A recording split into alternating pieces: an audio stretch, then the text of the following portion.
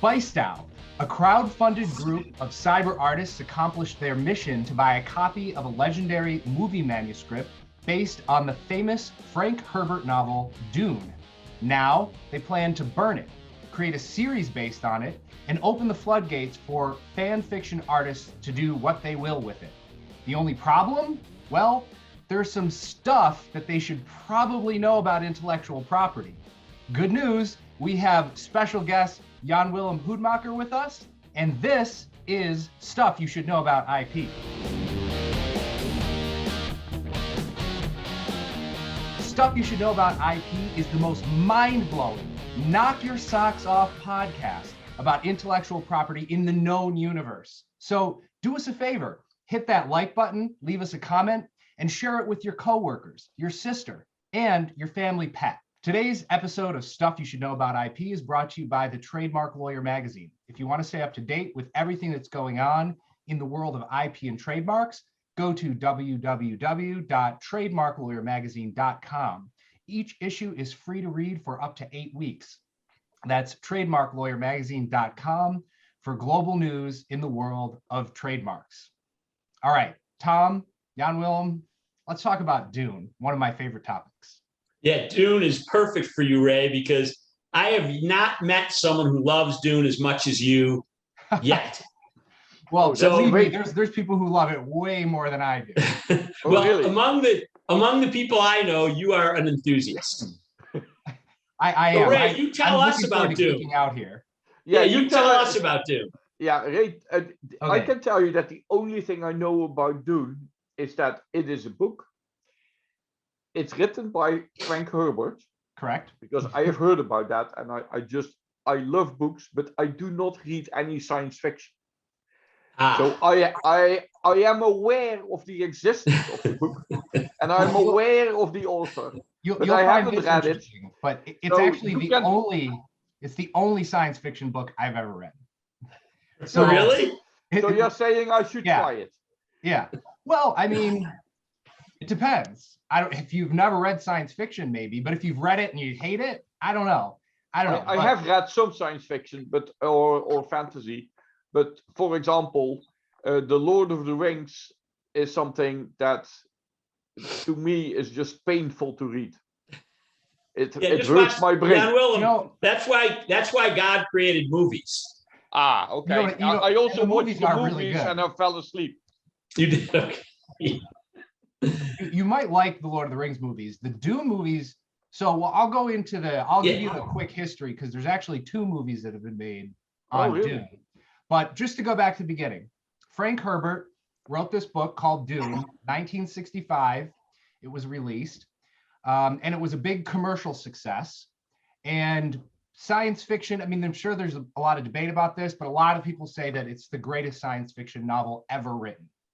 And he would go on to write 5 sequels to the original novel. And then in the last 50 years or so, there's been a total of around 36 books, some graphic novels, and I think an animated series, 2 movies, and then Jodorowsky's Dune, which was never actually made. So there's a huge amount of literature and media related to the Dune canon. So obviously a lot of people really like it. Now the Dune story itself, I find it really interesting. So it centers around a planet known as called Arrakis, and it's known as Dune. And Dune is the spice planet. There's this stuff on the planet called spice, and it's kind of a mysterious substance that allows it changes your perception of space and time. It's like a mind-altering drug, and so it's basically cannabis.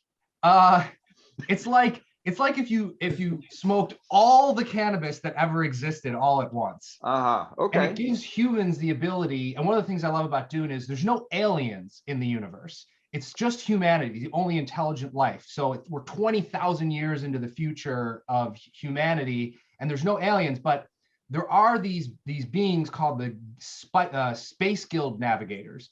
Mm-hmm. And over the last 10,000 years or something like that, they've been consuming this substance spice because it gives them the ability to fold space and time and travel anywhere in the known universe instantly. Okay, cannabis cannot do that. Cannabis, well, it can give you think maybe you the can do that, impression maybe, that but it does I'm sure that. it can't do that.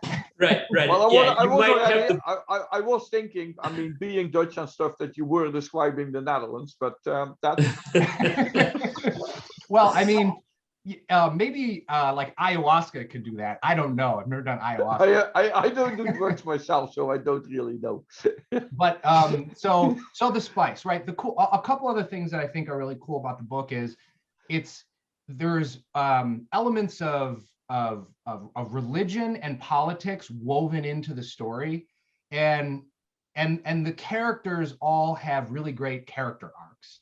Paul Atreides, the main character, he comes from this royal family of this one planet, and his mother is part of this like sisterhood of like, they're almost like nuns, but they're kind of like witches who are trying to breed a superhuman who can like change the whole political structure of the entire universe.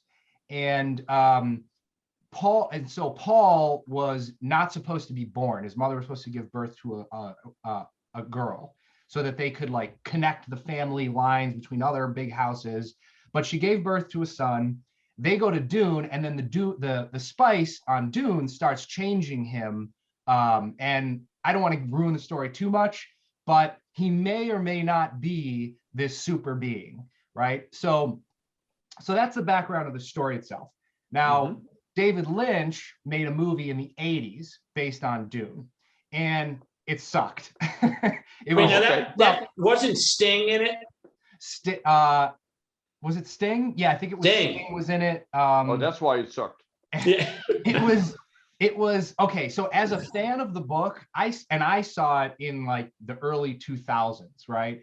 So I wasn't, influenced by what the popular opinion was of it at the time. So I actually really loved it because I read the book and then I got to see the characters come to life, visually in a way that I couldn't just do in my own mind. So that's why I liked it. And I'm sure there's lots of other Dune book fans that feel the same way, and then others who hate it. But before that, there was this guy named Jodorowsky, and he was this avant-garde filmmaker. He made some really bizarre films that looked really visually beautiful. This was in the 60s.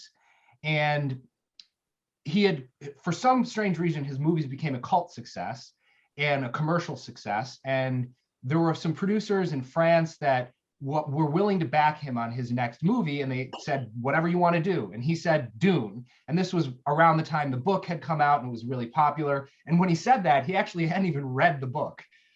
He just said it. And he set out on this mission to create the Dune movie. And he was a really creative guy. And there's actually a documentary about Jodorowsky called Jodorowsky's Dune. And he brought in all these great graphic artists and like set builders, set modelers, and they had the money for the pre-production, the development, not pre-production, but the development of the movie. And then they created this book of all these drawings of characters, costumes, sets. He storyboarded every frame of the movie from start to finish. I mean, every scene he had visualized. And the documentary is really good if you're into movies and you're into Dune. And so he made this big book, but Hollywood just didn't trust him because he was kind of crazy. And if you watch the documentary, you probably see what I mean. Crazy, could have worked out, but too big of a risk for Hollywood, who really only they care about the numbers quite a bit. Yeah, that was like at the time, that was $15 million movie, which would have present value of around 100 million. Yeah, and he had only made 2 movies before that with much smaller budgets that were commercially successful, but kind of a big leap to go from an avant-garde filmmaker to big blockbuster Hollywood filmmaker. Of a 14-hour film, which is what he had expected, right? Right, and that was the other problem. He was saying things like, oh, it's going to be 10 hours, 14 hours. And, even as a trilogy, that would be still kind of long. Yeah. So he scared them away, I think. Mm-hmm. Now, hindsight is 2020 because last year, Denis Villeneuve, I think is how you pronounce his name, or Denis Villeneuve. He made a movie version of Dune. Just came out last November, and I've already seen it 3 times. You have? Wow. I have, because it was so good. It was so good. I mean, it has its critics, but as a big fan of the book, way better than David Lynch's version. And to be fair, he's got a lot more technological toys to play with to make it really come to life visually.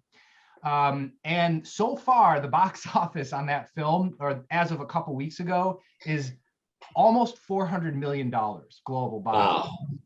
And then, of course, streaming Blu-ray merchandise and all that. And I bought a copy of the book years ago, but I bought 3 more copies of the book. So the book sales have gone up. Giving them away as gifts to people who I know like to read and all that. Plus all the other books. I mean, the franchise has got to be worth some money now. So that's the backstory. Now, in comes Spice DAO. And Tom, you did the background on Spice DAO, so you could probably tell what all I know is these people made a really what seems to be an obvious mistake and a kind of embarrassing mistake. Yeah, absolutely. So just to give you a little bit of background on Spice DAO. So there's these decentralized autonomous organizations out there, and they are essentially groups of a lot of times crypto enthusiasts that are trying to buy stuff. Like there's a DAO right now that's trying to buy an NBA team. And this DAO, Spice DAO, is founded by a guy whose nickname is Sobi. And Sobi did pretty well in the Ethereum game, I think. And anyway, his vision was to do great things with this book of Jodorowsky's Bible, right? It's like this thick, you know how you described, he had every frame, everything. It's all in this book. It's all in this book. Yeah. Oh, yeah. So it's this thick book, and there's maybe 10 or 20 of them in the world. And every once in a while, there will be a Christie's auction, and they'll sell for like 25 or 30,000 euros. Well, in this case, this guy, Sobi, raised 650,000 euros to basically buy this book. One of these books came up, one of these Jodorowsky Bibles came up, and there were 2 basic problems with it.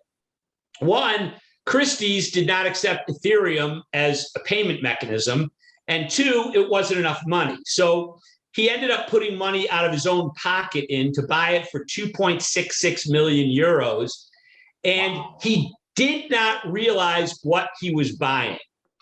And he just to give you a flavor of it, he wanted to do 7 things with this book, right?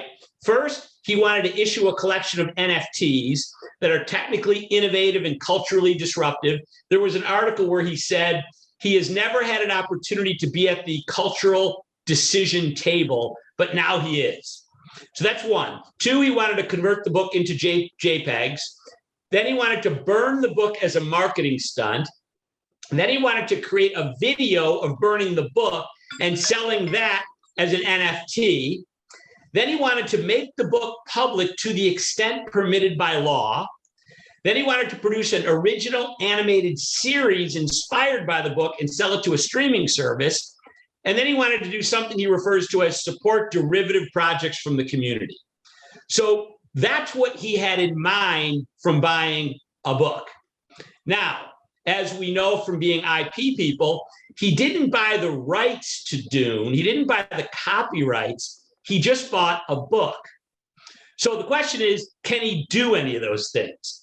Now, coincidentally, for the past 8 hours of this day, I've been teaching a class in Switzerland remotely from Florida via Zoom in my hotel room here.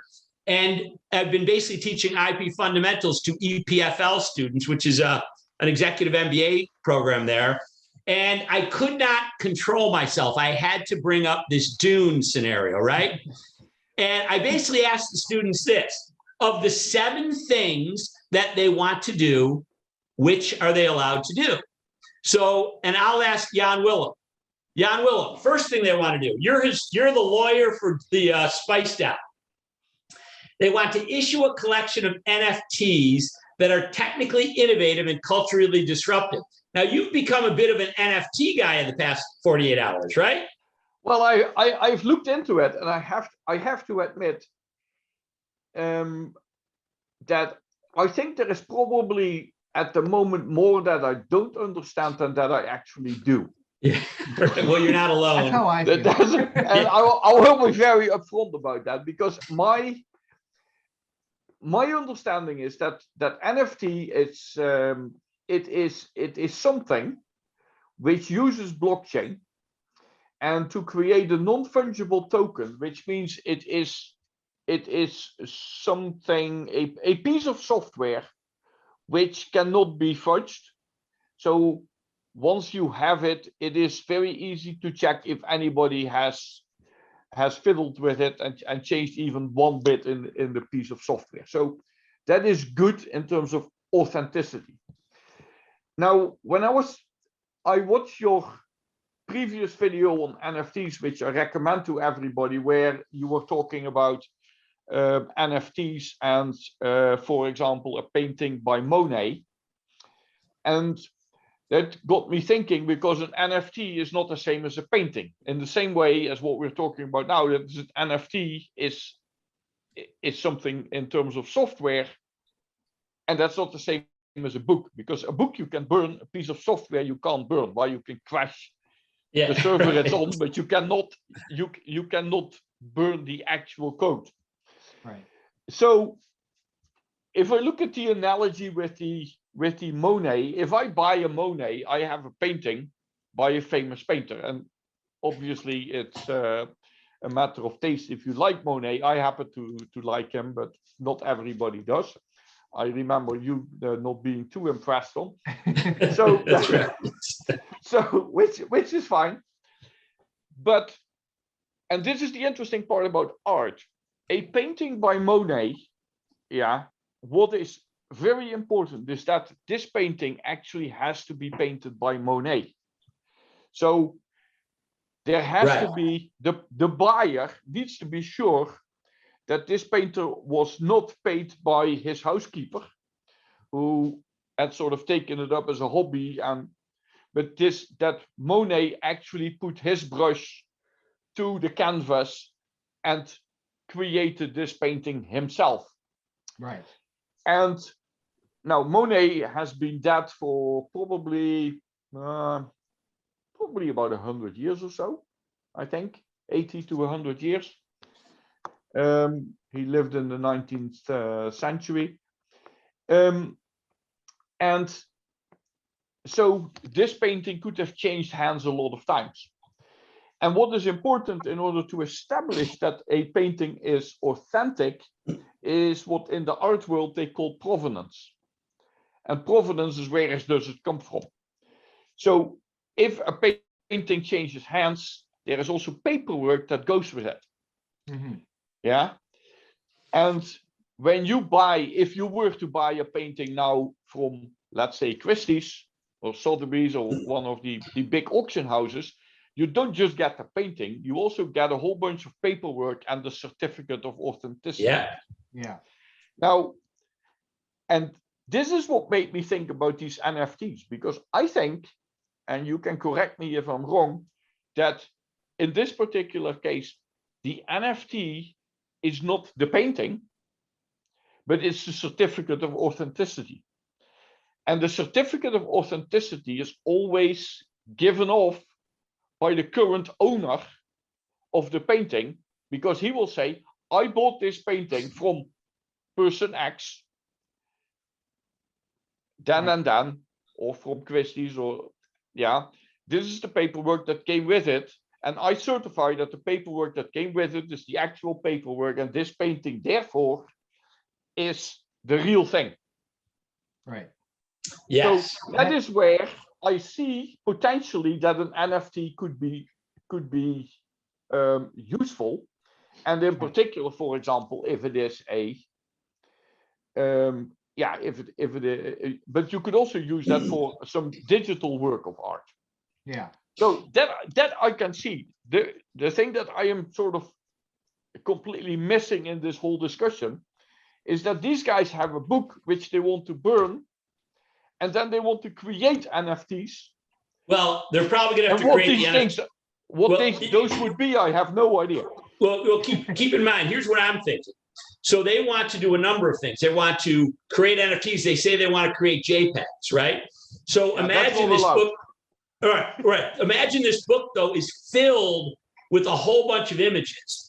And if they did own the rights, not just the book, but the rights, they could create a whole bunch of NFTs, like of every page or every drawing, and then sell those off individually. But like you said, they don't own the IP rights. They just own the book. So they can't create JPEGs.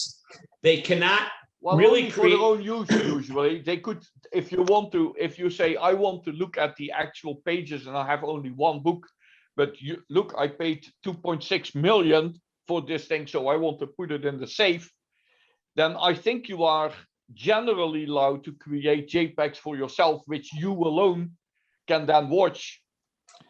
Well, technically speaking, you cannot make copies.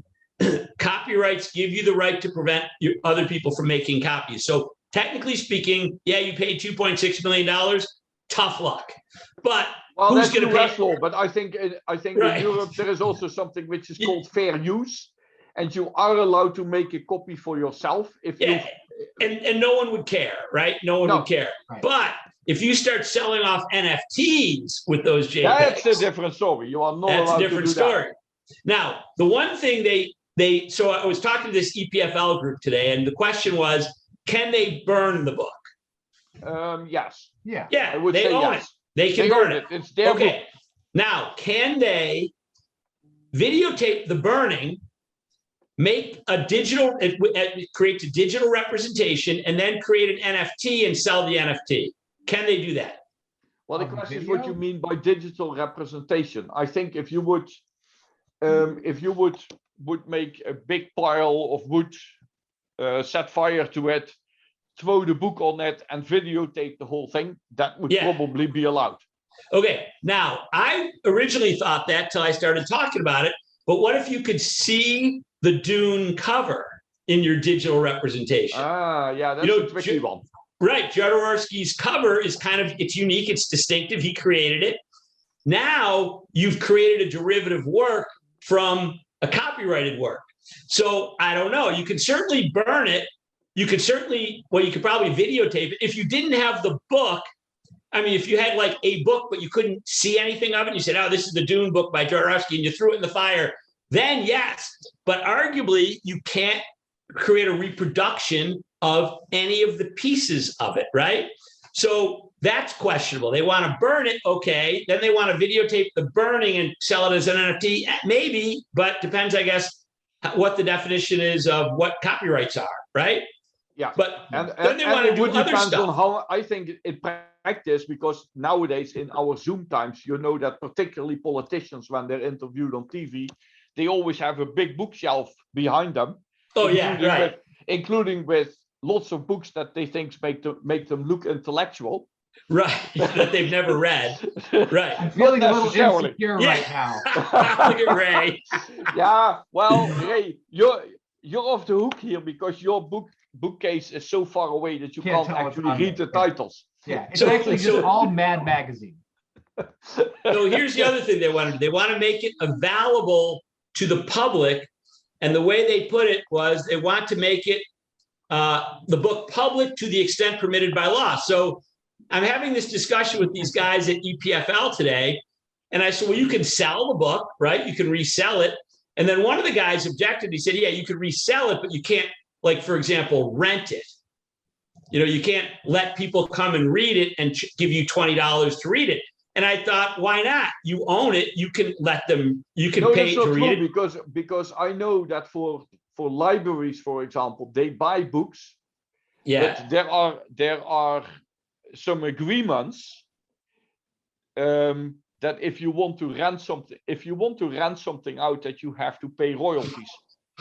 Right, which is different from when you have actually sold the book. Yeah, and then I'm wondering though, the copyrights, you can prevent people from making copies, which you're not doing by renting it out. they could prevent you from making derivative works, which you're not doing, but maybe they can prevent you from, well, here's a good example the guy gave me today, which I thought was interesting. He said, well, if you buy a CD or you download something from Apple or Apple Music, you can't then go out to a stadium and have a concert, and sell tickets to a concert where you're playing your CD. And it's kind of like that with renting the book. And I thought my conclusion was, I don't know the answer to that question. I think it is in Europe, at least. I know that that libraries pay authors. Libraries buy the book, but they have to pay authors royalties every year based on the number of times the book has been rented out.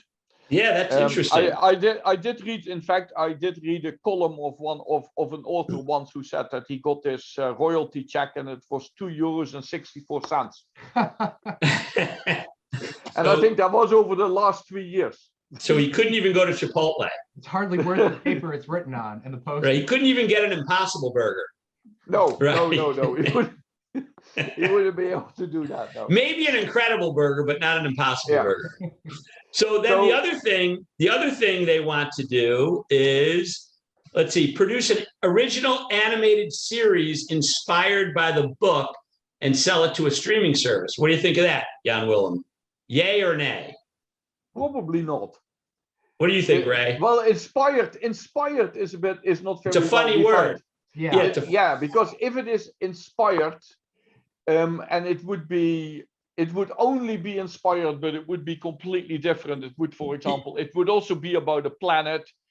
In the future. But if it uses the character, but if it were to have the same characters, you would have. Then you got a problem. Yeah, now you got a problem. So here's a couple interesting things that might change up this discussion a little bit. So okay, Ray. This is from all information that I learned from watching the Jodorowsky's Dune documentary. So apparently Jodorowsky, because they had purchased the rights, it was owned by Hollywood to the Dune, the film rights. To do the film rights. So apparently he changed quite a bit from the original novel. Now, a lot of the things that I already mentioned, the spice, the planet, Dune, and all that, the core of it was there, but he changed some of the characters up a little bit. But most importantly, he changed the ending. Oh, really? He changed the ending so significantly that there wouldn't really be room to do any additional films based upon any of the sequel books, because he changed the ending to the main character dying, and his consciousness enters the consciousness of everyone else in the universe. And the movie ends with everyone saying, "I am Paul." But it's like in Paul's voice. And that is nothing like the true ending. The true ending is, I won't give it away for those who want to read the book. Yeah, don't give it away, because I'm still going to check it out. But it was interesting. Now, here's another interesting thing that could change this. So the documentary does really good side-by-side comparisons of images from the Jodorowsky, Bible manuscript, and almost every science fiction movie that's ever been made since the late 1960s, including Star Wars, Star Trek, and so on. And going back a little bit, when he was shopping this movie around in Hollywood, trying to get the money to make it, every big studio, every big player in Hollywood got a copy of this book. Now, maybe that only meant there was only like 50 books, but still a lot of powerful Hollywood people had a copy of this book. And a lot of those people are the people who were backing the creation of all the science fiction movies you've ever seen, the Avengers, Marvel, all those movies. And things that were in the illustrations that he created in partnership with all the artists that he brought in are really evident in some of these movies. So they imply not so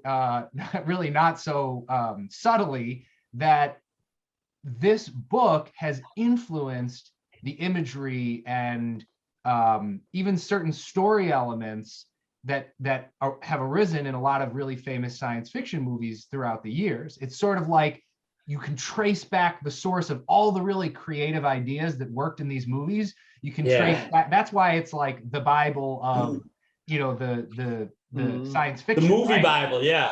Right. Yeah. So is that allowed? And yeah, that's what I mean. So allowed. the word, that's why I like the way Jan Willem put it. The word inspired by is interesting. But if you took all the characters from Dune and you started making movies, you know, it's kind of like the Star Trek movies, right? You got the Star Trek, you got Deep Space Nine and Voyager. They don't have James Kirk in them, but they have they still have Klingons and Romulans, and they talk about Kirk, and they're clearly derivative works of Star Trek. Yeah. Mhm. But is it a derivative work if you say, I'm going to have a planet that Earth occupies 20,000 years from now, and, you know, all kinds of cool stuff happens, but there's no Spice and there's no Emperor of the Universe, and Mick Jagger's not there, and David Carradine's not there, and Salvador Dali's not there. You know, I don't know. That's the question, but I think they would have a hard time doing what they want to do, which is to create an animated series of Dune. Yeah. Right. I think that would be because when you say it's inspired by, if people, let's say people in the know, would recognize references, that is completely different from something being a knockoff. Right. Yeah. And I think the courts, if they were to be sued, the courts would say, are people going to think that this is coming from the same author or not? And is there a likelihood of confusion?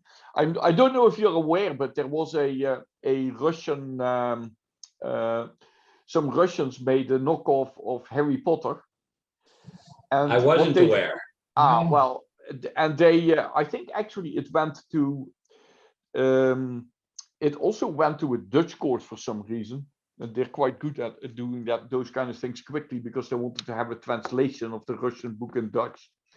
And the books are essentially about a girl wizard who is an orphan. Yeah. So, and a lot of the story is the same, but what they did, they changed some genders around, and they changed some names. And then they said, no, and they tried to give as a defense that it was a parody. Oh, yeah. Because a parody, you can say, I'm making a parody on something, because that has a totally different atmosphere, and as such would be, more or less inspired, but completely different. Right. And that a parody would be allowed. Except it's usually for a parody to be allowed, it has to be known that it's a parody.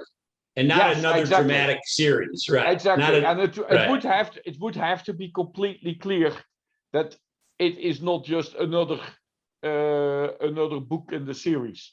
Right. Yeah. It has to be completely, and there should be no confusion possible. And the courts didn't buy the argument about the parody, by the way. So it got banned. Well, with respect to our friends at Spice DAO, I think Ray's comment that he made is a good way to end our segment, which was, remember what you said your favorite part of the article was? Who's going to tell them? Yeah, who's going to tell them? I mean, what are they going to do next? They're out. How many million euros? 2.66 billion. Yeah, and it came out of Sobe's pocket. So he might not get reimbursed. A big punch in the gut. No, one thing though, and this is a serious question. Now, does Jodorowsky, let's assume that he still somehow has the rights to the book that he created, the film rights or something. Well, but see, this is where it gets confusing, because there's the film rights, which clearly now have transferred hands to Denis Villeneuve, who made last year's movie. But does Jodorowsky have any rights over his creation still? And can he transfer those? And the reason I ask is, if you watch the documentary, he's a super creative guy, clearly a brilliant artist. I think but is he he still probably alive? loved this. Well, let's put it this way. You can get a copyright on a derivative work which is infringing another copyright. So Jodorowsky, if his work, even if it's infringing the original Dune, it's still his own derivative work, which has copyright protection. So your question, though, is can Jodorowsky give up the rights to Dune surrounding Frank Herbert? To his version of it. His version of Dune, derivative. Which is a derivative work, which would infringe if he didn't have the rights to, and I'm sure his license expired. The film rights expired. It was probably a, copyright or license of limited duration.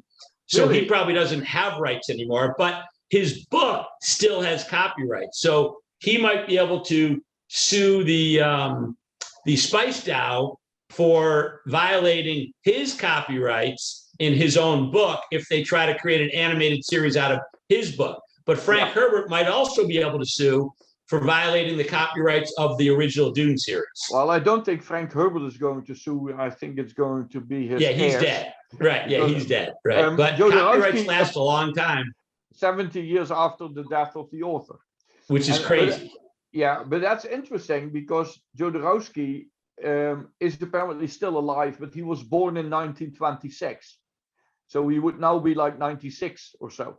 But he's still alive, which means he's still at, so it's still plus 70. Yeah. So, but we still have to, and the issue with this is, of course, is that when he created this book, Jodorowsky did. So at some point in time, he had an interest in actually creating this film. I mean, it never got off the ground, but he might be okay with somebody else buying it if he still has the rights, of course. Seeing as how the failure of his version of Dune meant that he literally never made another movie again. He made 2 movies early in his career. He was in his early 30s. He made them in his late 20s, early 30s. They were a success. He had the development of Dune. Hollywood shot him down, and then he just never made a movie. And then he became a car salesman. What they did was they made a bunch of, the cool thing in this documentary is he got a bunch of really great artists that created a team, and they all loved Jodorowsky. They thought he was kind of crazy and weird, but he was inspirational. And all of them have gone on to have great careers in their fields. Wow. And he kept working with some of them, and they made graphic novels and things like that. So he was still creative or active as an artist, but he never made a movie again. Wow. That just goes to show you. You could tell by the end of the film, it was like, just the knife going through his heart. And he's still alive. There's a really he's still funny suffering. scene too, where he talks about watching David Lynch's version of the film, and he was, going into it, he was anxious about it, and because it was like he liked David Lynch, he knew him personally, but when he watched the movie, he was like, oh, it's terrible, and he was so happy that it was terrible, and the look on his face is just great. But you liked it. I did, but I'm a geek, so yeah. Well, Ray, thanks for bringing this topic up.